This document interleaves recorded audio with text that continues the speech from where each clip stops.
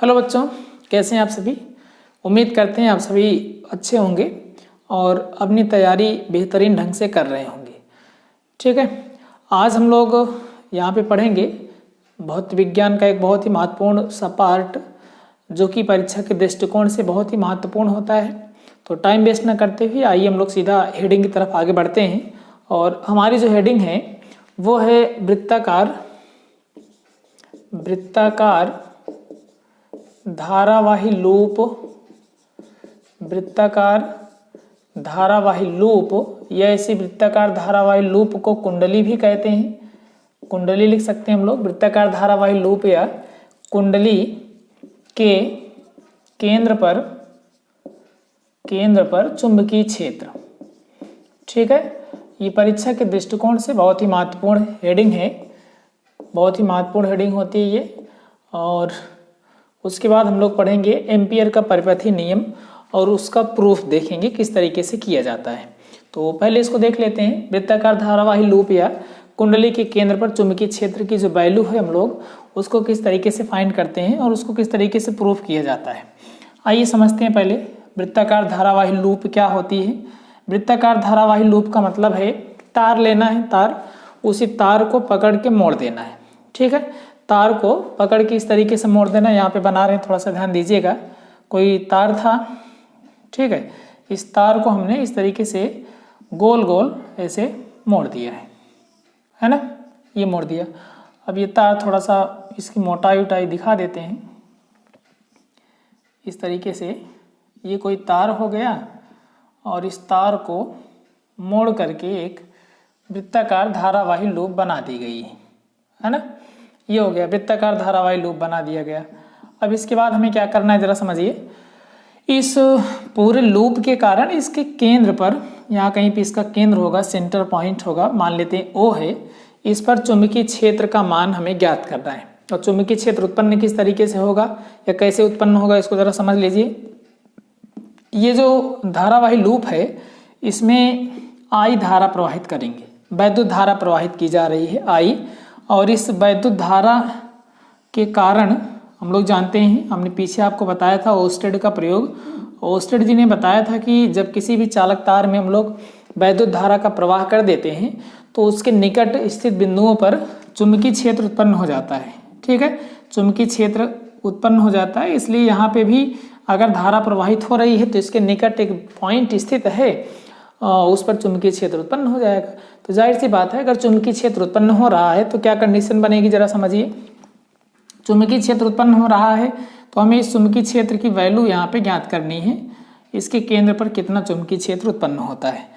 तो हमने ये कंसीडर कर लिया कि ये जो वृत्ताकार धारावाही लूप है अनेक छोटे छोटे खंडों से मिलकर बना है। ठीक है, और प्रत्येक खंड की जो लंबाई है मान लेते हैं डेल्टा एल है। एक खंड की जो लंबाई है डेल्टा एल है, फिर डेल्टा एल है, फिर डेल्टा एल है। इस तरीके से तमाम चालक खंड बने हुए हैं इस वृत्ताकार धारावाही लूप के।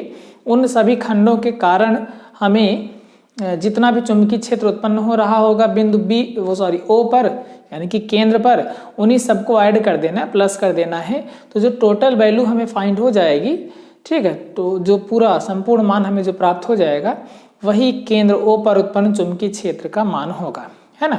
तो हमें करना क्या है जरा समझिए। सबसे पहले हम लोग निकालेंगे इस डेल्टा एल के कारण केंद्र O पर चुंबकीय क्षेत्र का मान। तो मान लेते हैं यहाँ से इसकी जो दूरी है यानी कि त्रिज्या है वो A है। ऐसे यहाँ पे भी उत्पन्न होगा, इन सब के कारण भी सभी की दूरियाँ A होंगी, क्योंकि हम लोग जानते हैं किसी भी वृत्त में वृत्त की परिधि से केंद्र तक की जो दूरियाँ होती हैं वो हमेशा समान होती हैं, है ना। तो ये हो गया A। और यहाँ पे जो चुंबकीय क्षेत्र उत्पन्न हो रहा है वो कुछ इस तरीके से उत्पन्न होगा। चुंबकीय क्षेत्र का मान लेते हैं B है। इसी B का मान हमें ज्ञात करना है। ठीक है, तो मान लेते हैं, लिखना क्या है जरा समझिएगा ध्यान से। माना एक वृत्ताकार धारावाही कुंडली जिसमें स्मॉल I धारा प्रवाहित हो रही है। एक वृत्ताकार धारावाही कुंडली जिसमें प्रवाहित होने वाली धारा स्मॉल I है और इस चालक खंड की जो त्रिज्या है, इस चालक खंड की यानी कि वृत्ताकार धारावाही कुंडली की जो त्रिज्या है वो स्मॉल a है और इसका जो केंद्र है वो O है। ठीक है, माना चालक खंड पर एक अति सूक्ष्म चालक पर यानी कि ये जो वृत्ताकार धारावाही लूप है इसका एक छोटा सा खंड डेल्टा एल है और डेल्टा एल के कारण बिंदु O पर यानी कि केंद्र पर उत्पन्न चुंबकीय क्षेत्र कितना है, डेल्टा बी है। अगर डेल्टा एल के कारण केंद्र O पर उत्पन्न चुंबकीय क्षेत्र डेल्टा बी होगा तो हम लोग यहाँ पर लगाएंगे बायो-सेवर्ट का नियम। बायो-सेवर्ट के नियमानुसार बायो-सेवर्ट का नियम यहाँ पे हम लोग अगर लगाएंगे तो हमें क्या मिलेगा, जरा समझिए। बायो-सेवर्ट का नियम लगाइए, क्या होगा, केंद्र पर उत्पन्न चुंबकीय क्षेत्र डेल्टा बी बराबर हो जाएगा μ0/4 pi delta L sine theta बटे आर स्क्वायर होता है। यहाँ पे त्रिज्या हमने ए कंसीडर किया हुआ है, ए माना हुआ है, तो बटे में ए स्क्वायर हो जाएगा। अब हम लोग जानते हैं ये कोई चालक खंड है, इस चालक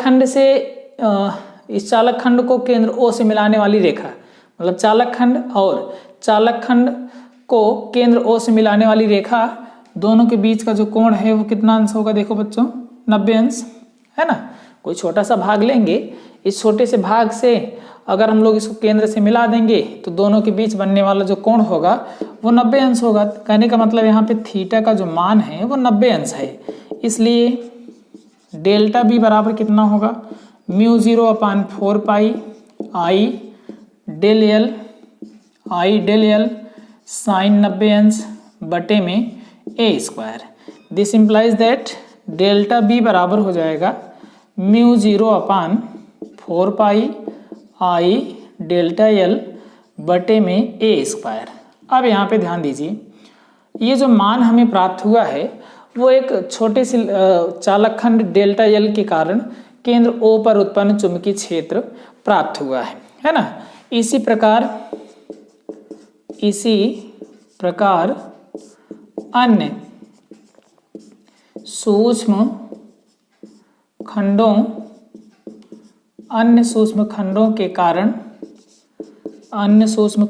कारण केंद्र पर उत्पन्न चुंबकीय क्षेत्र डेल्टा बी बराबर कितना होगा, μ0/4 पाई इंटू आई डेल्टा एल बटे ए स्क्वायर होगा।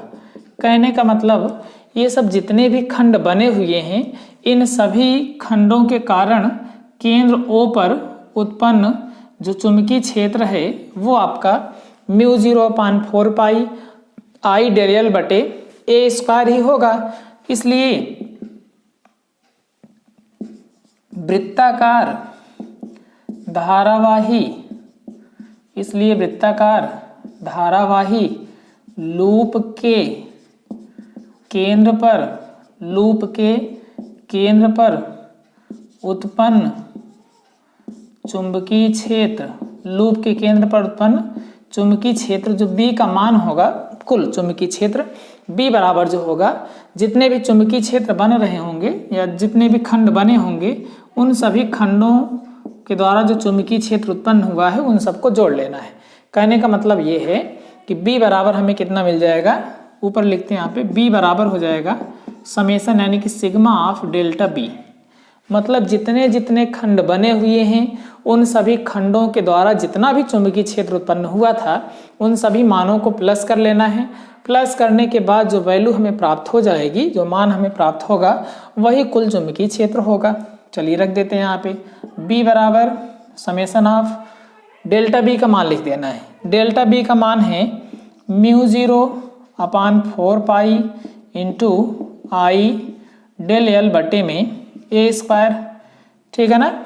अब यहाँ से μ0/4 पाई और i/a स्क्वायर ये सभी नियतांक हैं, इनको बाहर कर लेना है। तो यहाँ से हमें मिल जाएगा B बराबर μ0/4 pi into i/a square into summation of delta L. इतना आप लोग समझ रहे होंगे। μ0/4 pi i/a square into summation of del L, है ना।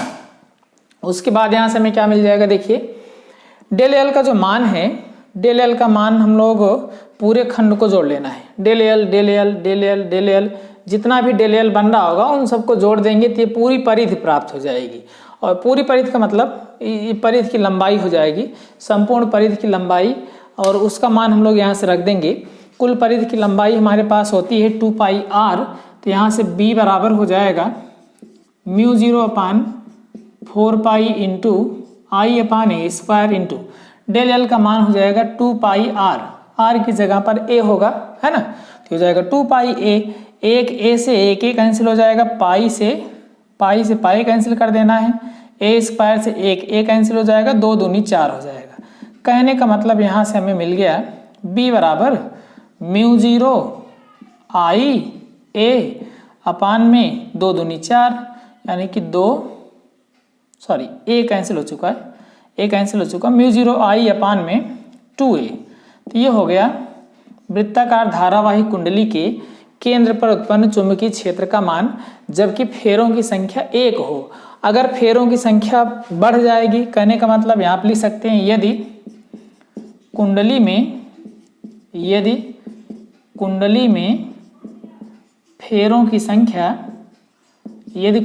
फेरों की संख्या कैपिटल N हो। कहने का मतलब ये है जो तार लपेटा गया है वो एक ना लपेटा गया हो, कई तार लपेटे गए हों एक साथ, है ना। ये जो तार देख रहे हैं, एक तार इस तरीके से मोड़ा गया ऐसे, और दूसरा तार मोड़ा गया, तीसरा मोड़ा गया, चौथा मोड़ा गया, मतलब बहुत सारे तार एक साथ मोड़े गए हों। अगर एक से ज़्यादा तार एक साथ मोड़ करके कोई कुंडली बनाई गई होगी तो जाहिर सी बात है वहाँ पे चुंबकीय क्षेत्र का मान बढ़ेगा। वो किस रेशियो में बढ़ेगा वही हमें देखना है ना। तो हमने आपको बताया कि यदि कुंडली में फेरों की संख्या कैपिटल N होगी तो जो चुंबकीय क्षेत्र होगा वो बदल जाएगा, और किस प्रकार से बदलेगा यहाँ पे हम नोट कर रहे हैं। b बराबर μ0 Ni/2a, ठीक है ना। कहने का मतलब अगर कोई कुंडली होगी, अगर उसमें फेरों की जो संख्या है वो बढ़ रही है, अगर फेरों की संख्या का मान बढ़ रहा है, जाहिर सी बात है चुंबकीय क्षेत्र का मान बढ़ेगा। तो चुंबकीय क्षेत्र का मान किस रेशियो में बढ़ेगा, वो उतना ही गुना होता जाएगा जितने फेरों की संख्या बढ़ती जाएगी। अगर 2 फेरे उसमें हैं तो 2 गुना हो जाएगा μ0 I/2a का, 3 फेरे हैं तो 3 गुना, 4 फेरे हैं तो 4 गुना। इस तरीके से जितने फेरे बढ़ते जाएंगे, 7 फेरे हैं तो 7 गुना, है ना। तो जितने भी होंगे, n फेरे अगर हैं तो n गुना हो जाएगा। फेरों की संख्या के बढ़ने के साथ साथ चुंबकीय क्षेत्र का मान भी बढ़ता जाता है, ठीक है। तो ये थी आपकी हेडिंग, वृत्ताकार धारावाही लूप के केंद्र पर उत्पन्न चुंबकीय क्षेत्र का मान। ये बहुत ही महत्वपूर्ण हेडिंग है, इसको आप लोग समझते हुए चलिएगा, अपनी कॉपी पर नोट भी कर लीजिएगा। उसके बाद हम लोग नेक्स्ट हेडिंग की तरफ बढ़ेंगे, और अगली जो हमारी हेडिंग है वो है एम्पियर का परिपथीय नियम, ठीक है। आगे हम लोग देखेंगे एम्पियर का परिपथीय नियम, जो कि होता है किसी भी बंद परिपथ की सीमा के भीतर चुंबकीय क्षेत्र का जो रेखीय समाकल है उस परिपथ द्वारा घिरी कुल धारा का μ0 गुना होता है। कहने का मतलब ये है, कोई हम लोग बंद परिपथ लेंगे, मान लेते हैं कोई भी बंद परिपथ है, उसकी सीमा के भीतर चुंबकीय क्षेत्र का रेखीय समाकल करेंगे। रेखीय समाकल का मतलब होता है लाइन इंटीग्रल। रेखीय समाकल जो होता है उस परिपथ द्वारा जितनी धारा घिरी रहेगी उसका कितना गुना होगा बच्चों, μ0 गुना होगा। और जहाँ पे μ0 जो है वो आपकी क्या है, निर्वात की चुंबकशीलता होती है, तो μ0 गुना होता है, अर्थात लाइन इंटीग्रल ऑफ BDL बराबर होता है μ0 I के, ठीक है। आइए हम लोग इसको प्रूफ भी कर लेते हैं। इसका प्रूफ यहीं पे हम लोग देख ले रहे हैं। जैसा कि हम लोग जानते हैं, यहाँ पे मान लेते हैं कोई भी चालक तार है ना, ये कोई चालक तार है, और यहाँ पे पहले कोई कागज़ का तल ले लेते हैं। इस कागज़ के तल के लंबवत कोई एक चालक तार है, ठीक है। कागज़ के तल के लंबवत कोई एक चालक तार है जिसमें कि I धारा प्रवाहित हो रही है, ठीक है। इससे स्मॉल r की दूरी पर, ये है स्मॉल r की दूरी पर कोई पॉइंट P है जिस पर ये चुंबकीय क्षेत्र है, ठीक है। और इसी की दिशा में dl की भी दिशा है, ठीक है ना। dl हो गया ये, और ये कोई पॉइंट P था। तो यहाँ से हम, और ये केंद्र आपका O है। मान लेते हैं किसी भी कागज़ के तल के लंबवत एक चालक तार है। इस चालक तार में स्मॉल I धारा प्रवाहित हो रही है। इस चालक तार में धारा प्रवाहित होने से स्मॉल r की दूरी पर एक पॉइंट P है जिस पर उत्पन्न चुंबकीय क्षेत्र का मान कितना है, B है। तो हम लोग जानते हैं जो चुंबकीय क्षेत्र का मान है, किसी भी चालक तार से स्मॉल r दूरी पर उत्पन्न जो चुंबकीय क्षेत्र होता है वो आपका होता है μ0/2 पाई इंटू I/r। ठीक है, चुंबकीय क्षेत्र का जो मान होता है वो कितना होता है μ0/2 पाई I/r। इसको आप लोग क्लास 10th में पढ़े रहे होंगे, जहाँ पे बायो-सेवर्ट का नियम बताया गया था, उसी के जस्ट नीचे आपको बताया गया होगा। b बराबर μ0/2 पाई I/r होता है, इसलिए पहले b dl का मान निकालेंगे, integration of line integral of b dl। ठीक है, ये बराबर हो जाएगा line integral of a dot b का पहले सूत्र यहाँ पे लगाना है। a डॉट b का मतलब होता है ए बी कॉस थीटा, यानी कि b dl cos theta. Theta का मतलब यहाँ पे 0 अंश हो जाएगा। 0 अंश क्यों होगा? क्योंकि dl और b दोनों एक ही दिशा में है ना। dl का मतलब है एक छोटी सी लंबाई है, इस कागज के तल पर ली गई एक अति सूक्ष्म लंबाई है ना। ये घिरा हुआ कोई पृष्ठ है जिसकी एक छोटी सी लंबाई dl है, तो b dl cos 0 हो जाएगा बराबर cos 0 का मान होता है 1, तो बन गया b इंटू dl है ना, b इंटू dl। अब b का मान लिख देना है, तो हो गया this implies that line integral of b dl, line integral of b dl बराबर इंटीग्रेशन ऑफ या लाइन इंटीग्रल ऑफ b का मान लिख देना है। b का मान किसी भी बंद चालक तार से स्मॉल r दूरी पर उत्पन्न चुंबकीय क्षेत्र ये होता है इतना। ठीक है, और इंटू dl लिख देना है। बात समझ में आ रही है? अब ये जो dl है ये है ये इनके अलावा जितने भी बच रहे हैं वो सभी नियतांक है, इसलिए इन सबको बाहर कर लेना है। Integration of b dl is equals to μ0 I/2 pi r को बाहर कर लेंगे, अंदर बचेगा इंटीग्रेशन ऑफ dl। ठीक है ना, इंटीग्रेशन ऑफ dl बचेगा। अब इसी में हमें मान रख देना है। इंटीग्रेशन ऑफ dl का मतलब इस पूरी लंबाई को लिख देना है, और ये जो पूरी लंबाई देख रहे हैं इस पूरी लंबाई को कहते हैं वृत्त की परिधि, और वृत्त की परिधि का सूत्र होता है 2 पाई r है ना। तो यहाँ से हमें मिल जाएगा line integral of vector b dot dl is equals to μ0 I/2 pi r into इसका मान हो जाएगा 2 पाई r। कैसे होगा? क्योंकि dl है, हमने आपको बताया था एक छोटी सी लंबाई dl है, और अगर इसकी पूरी लंबाई लिखनी पड़ेगी, पूरी लंबाई कितना हो जाएगी 2 पाई r हो जाएगी। कहने का मतलब वृत्त की परिधि बन जाएगी। 2 पाई r से 2 पाई r कैंसिल हो जाएगा, तो यहाँ से हमें फाइनली मिल गया integration of b dot dl is equals to कितना μ0 और I। यही आपका क्या है एम्पियर का परिपथीय नियम होता है। बात समझ में आ रही है? एम्पियर का परिपथीय नियम क्या है बच्चों? किसी भी बंद परिपथ की सीमा के भीतर चुंबकीय क्षेत्र का जो रेखीय समाकल है वो उस परिपथ द्वारा घिरी कुल धारा का कितना गुना होता है? μ0 गुना होता है। ठीक है, उसके बाद हम लोग आगे बढ़ेंगे और आगे की जो हमारी हेडिंग है उसको हम लोग देखेंगे। इसके बाद हमारी हेडिंग है एम्पियर के परिपथीय नियम का अनुप्रयोग। ठीक है, एम्पियर के, इसको इरेज कर लेते हैं। इसके बाद हम लोग नेक्स्ट हेडिंग की तरफ आगे बढ़ते हैं। एम्पियर के परिपथीय नियम का अनुप्रयोग। एम्पियर के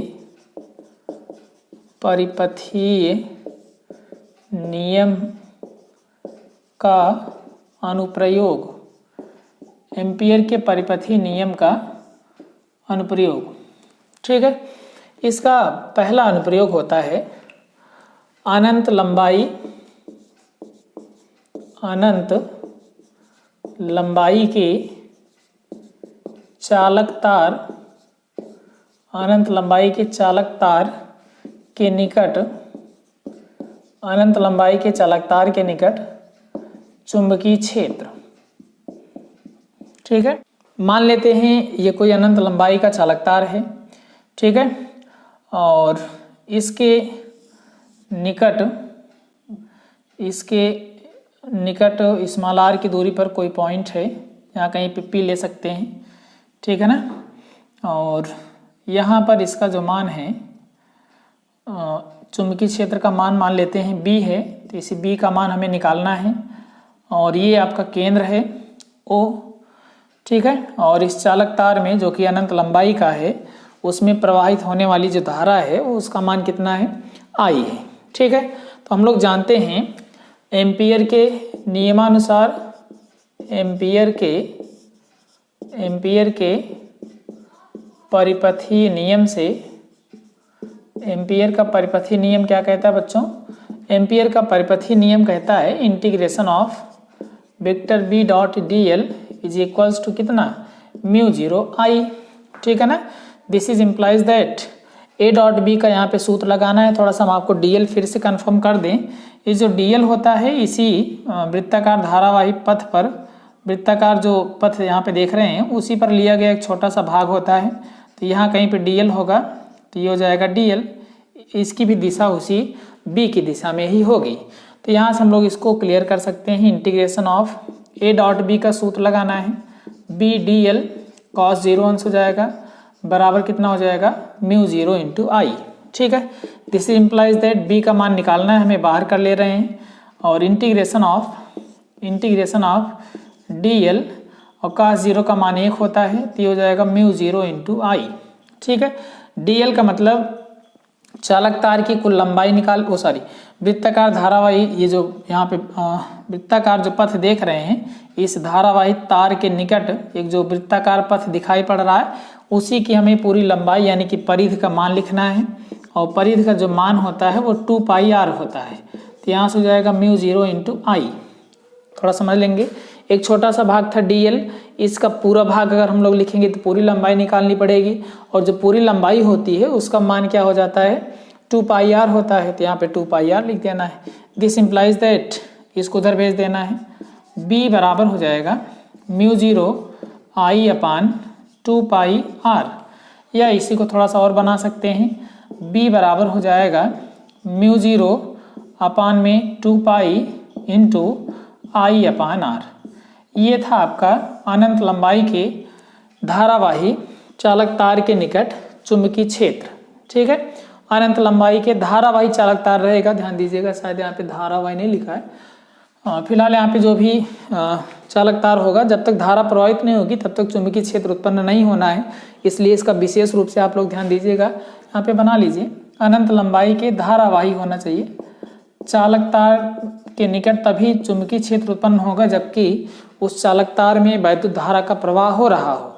ओस्टेड ने यही बताया था, जब तक चालक तार में धारा नहीं प्रवाहित होगी तब तक कोई भी चुंबकीय क्षेत्र वहाँ पे नहीं उत्पन्न होता है, इसलिए धारावाही चालक तार रहेगा। तो ये था अनंत लंबाई के धारावाही चालक तार के निकट चुंबकीय क्षेत्र का जो व्यंजक है वो mu zero upon 2 pi into I upon R आता है। ओके, इसको इरेज करते हैं, उसके बाद हम लोग नेक्स्ट हेडिंग की तरफ आगे बढ़ेंगे।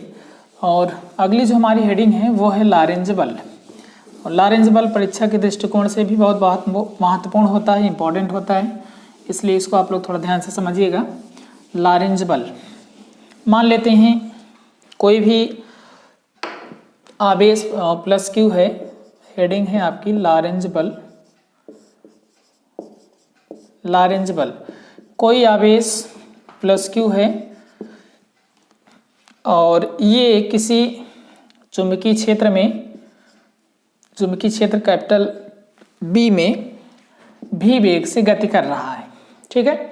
कोई आवेश प्लस क्यू किसी चुंबकीय क्षेत्र कैपिटल बी में भी वेग से गति कर रहा है और चुंबकीय क्षेत्र की दिशा से थीटा कोण पर अगर गति करता है तो लगने वाला जो बल है तो यह बराबर होता है क्यू भी बी साइन थीटा, ठीक है ना।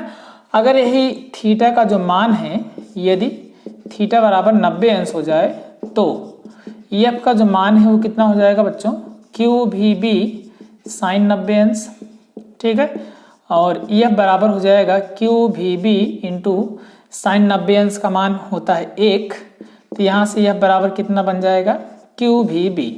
कहने का मतलब ये है जब कोई जो आवेश है किसी चुंबकीय क्षेत्र में, चुंबकीय क्षेत्र की दिशा से 90 अंश के कोण पर गति करता है, चुंबकीय क्षेत्र की दिशा से 90 अंश के कोण पर यानी कि चुंबकीय क्षेत्र के लंबवत गति करता है, तो उस पर जितना बल आरोपित होता है वही जो आरोपित होने वाला बल होता है उसी को हम लोग क्या कहते हैं, लॉरेंज बल कहते हैं।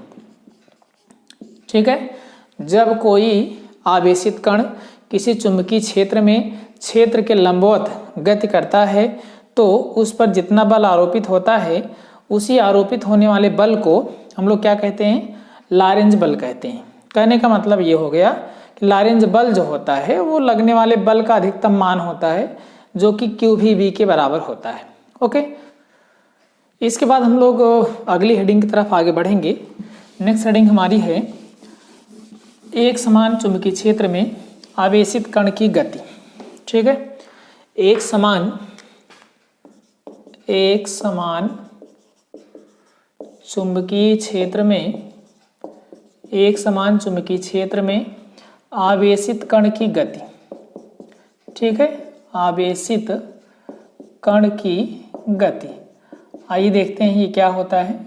कोई भी एक समान चुंबकीय क्षेत्र मान लेते हैं कैपिटल B है और इसमें कोई भी आवेशित कण हम लोग प्रवेश कराएंगे और यहाँ पे देखेंगे कि जो आवेशित कण है इस चुंबकीय क्षेत्र में, एक समान चुंबकीय क्षेत्र में जाने के पश्चात किस तरीके से गति करता है। ठीक है, तो इसको देखने के लिए यहाँ पे 3 दशाएं होती हैं। उन तीनों दशाओं का, तीनों कंडीशंस का हम लोग यहाँ पे अध्ययन करेंगे, उसको समझेंगे किस तरीके से किसमें प्रवेश करने पर, यानी कि उसकी जो स्थिति है वो तीनों स्थितियों में कैसे प्रवेश करेगा तो किस प्रकार के पथ पर गति करेगा, यही यहाँ पे सीखना है। ओके, आइए देखते हैं। सबसे पहली हेडिंग है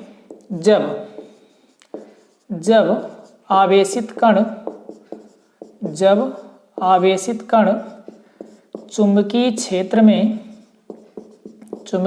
में क्षेत्र के समांतर प्रवेश करता है। जब आवेशित कण चुंबकीय क्षेत्र में क्षेत्र के समांतर प्रवेश करता है, क्षेत्र के समांतर प्रवेश करता है। आइए देख लेते हैं तब क्या कंडीशन होती है। अगर कोई चुंबकीय क्षेत्र में, कोई आवेशित कण किसी चुंबकीय क्षेत्र में क्षेत्र के समांतर प्रवेश करेगा तो क्या होगा।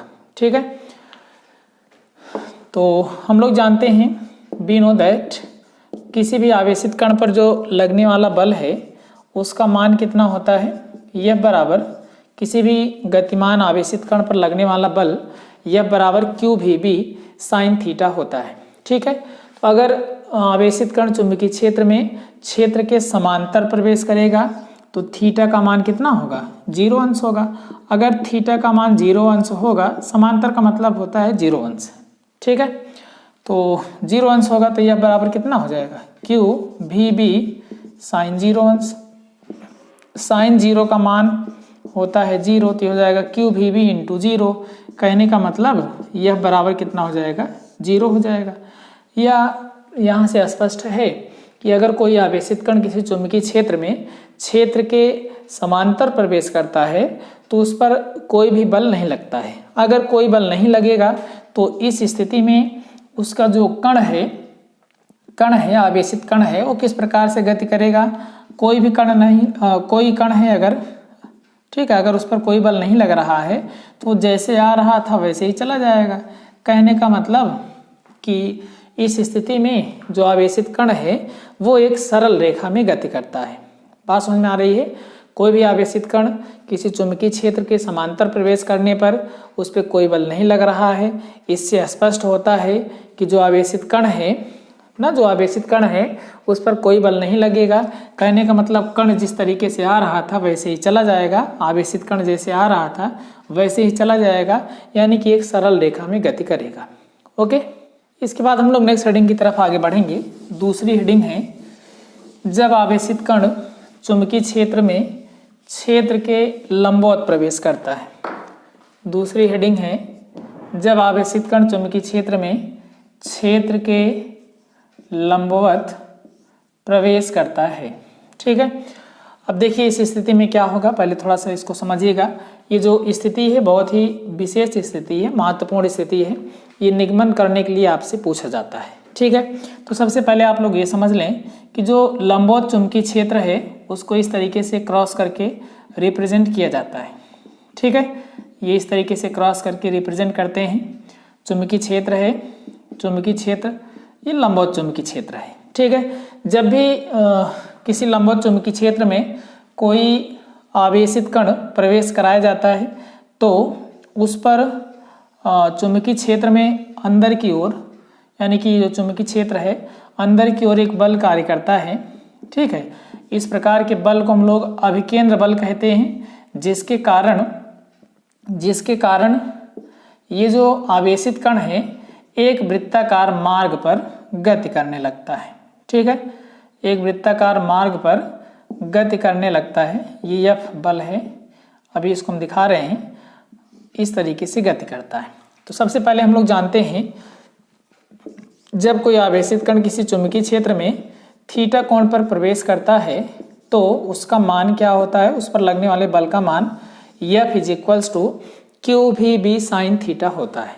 ठीक है, अगर लगने वाले बल का मान QVB sin थीटा है और यहाँ पर हम लोग देख रहे हैं चुंबकीय क्षेत्र में जो प्रवेश कराना है लंबवत प्रवेश कराना है, लंबवत के लिए थीटा का मान हो जाएगा 90 अंश, इसलिए F बराबर क्या बन जाएगा QVB sin 90 अंश, यानी कि F बराबर हो जाएगा QVB। ये जो बल होता है वो कागज के तल के लंबवत, कागज के तल के लंबवत ऊपर की ओर लगता है ना, ऊपर की ओर मतलब ये इस तरीके से कागज के तल के लंबवत ऊपर की ओर लग रहा है, जिसके कारण ये जो आवेशित कण है, ये जो Q यहाँ पे Q रहेगा, ये हर जगह पे है, वही आवेशित कण घूम रहा है वृत्ताकार मार्ग पर। अगर वृत्ताकार मार्ग पर घूम रहा है तो क्या कंडीशन बनेगी उसको देखते हैं। लगने वाले बल का जो मान है QVB आया है। अब आइए देखते हैं, अब जब कोई कण किसी वृत्ताकार मार्ग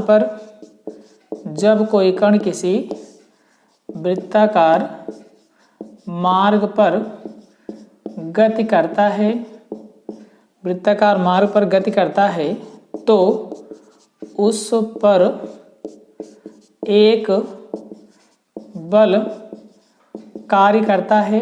एक बल कार्य करता है, जिसकी दिशा केंद्र की ओर होती है,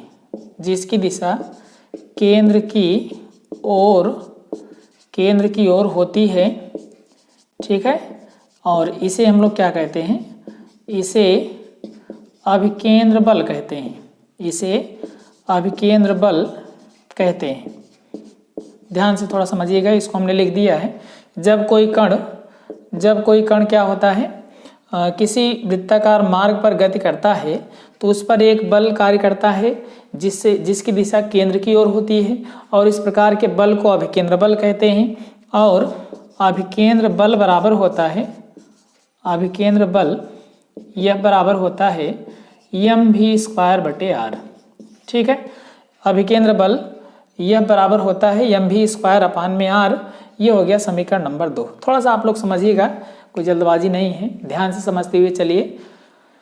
आप लोग क्लास 11th में पढ़े होंगे वृत्तीय गति, और वृत्तीय गति में आपको बताया गया होगा कि जब कोई कण किसी वृत्ताकार मार्ग पर गति करेगा तो उसके लिए आवश्यक ये है कि उस पर एक बल कार्य करे जिसकी दिशा केंद्र की ओर हो, जो कि उसको वृत्ताकार मार्ग पे घुमाने का कार्य करे, है ना। जैसे ये कोई कण घूम रहा है तो ये अंदर की तरफ जब तक नहीं बंधा रहेगा तब तक ये वृत्ताकार नहीं घूम सकता, गोल गोल नहीं घूमेगा। ये हो सकता है ऐसे ऐसे आ रहा था ऊपर चला गया, या यहाँ पे आ रहा था इधर चला गया। ये तभी मुड़ेगा या तभी घूमता हुआ गति करेगा, वृत्ताकार मार्ग पर तभी गति करेगा जबकि उस पर एक बल कार्य करे जो कि अंदर की ओर खींचे रहे। ठीक है, तो ये हो गया वृत्ताकार मार्ग पर अगर कोई भी कण गति कर रहा है तो उस पर एक बल कार्य करेगा जिसको अभिकेंद्र बल कहेंगे, और उसका मान क्या होता है mv²/r होता है। यहाँ हम लोग देख रहे हैं जो लगने वाला बल है उसका मान QVB है, और यहाँ पे जो बल आवश्यक होता है उसका मान है mv²/r। तो यहाँ से हम दोनों समीकरणों की करा देंगे तुलना।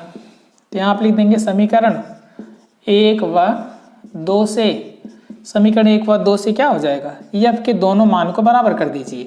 QVB बराबर mv²/r, एक v से एक v कैंसिल हो जाएगा, QB बराबर हो जाएगा mv/r, r को इधर कर लीजिए, r बराबर mv/QB। कहने का मतलब जब कोई कण किसी भी चुंबकीय क्षेत्र में क्षेत्र के लंबवत प्रवेश कर रहा है तो ऐसी स्थिति में उस पर उसका जो पथ है वो कैसा हो जा रहा है, वृत्ताकार हो जा रहा है। और उस वृत्ताकार पथ की जो त्रिज्या है उसका मान कितना आ रहा है, mv/qb आ रहा है। ठीक है, तो ये वृत्ताकार पथ की त्रिज्या हो गई mv/qb। अब एक चक्कर पूरा करने में जो लगा समय होता है उसको हम लोग आवर्तकाल कहते हैं। आवर्तकाल बराबर होता है एक चक्कर में तय की गई दूरी यानी कि परिधि बटे में चाल। ये ना होता है, समय बराबर होता है दूरी बटे चाल। और एक चक्कर पूरा करने में लगे समय को आवर्तकाल कहते हैं और एक चक्कर तय की गई दूरी में लगे एक चक्कर पूरा करने में तय की गई दूरी को परिधि कहते हैं, 2πr से रिप्रेजेंट करते हैं। तो 2πr हो गया, बटे में भी हो जाएगा, है ना।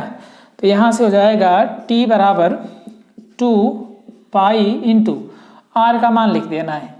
r बराबर कितना देखिए mv/qb और पूरे बटे में v से v कैंसिल हो जाएगा, qb आ जाएगा नीचे। तो यहाँ से t बराबर मिल गया 2πm/qb। ठीक है ना, t बराबर कितना हो गया 2πm/qb। तो ये थी हमारी दूसरी कंडीशन जिसमें जब कोई कण किसी चुंबकीय क्षेत्र में क्षेत्र के लंबवत प्रवेश करेगा तो उसकी गति किस प्रकार से होगी। तो यहाँ से हमने आपको बताया कि इसकी जो गति है वो किस प्रकार से होगी, एक वृत्ताकार पथ पर गति करेगा, वृत्ताकार मार्ग पर गति करेगा।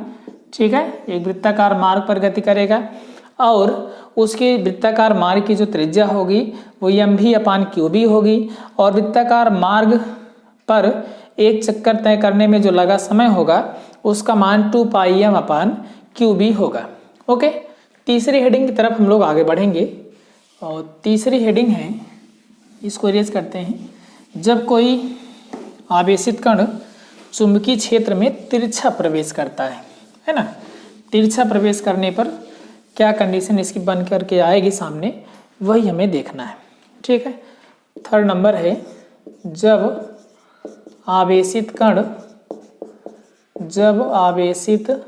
कण चुंबकीय क्षेत्र में तिरछा प्रवेश करता है, तिरछा प्रवेश करता है।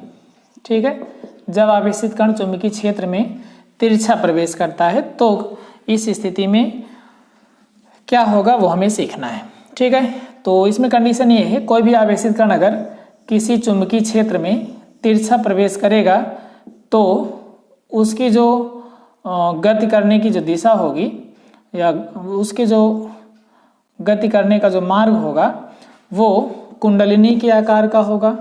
ठीक है, किसके आकार का होगा, कुंडलिनी के आकार का होता है और इसके वृत्ताकार पथ की जो त्रिज्या होती है वो होती है mv/qb। ठीक है, r का जो मान होता है वो कितना होता है, mv/qb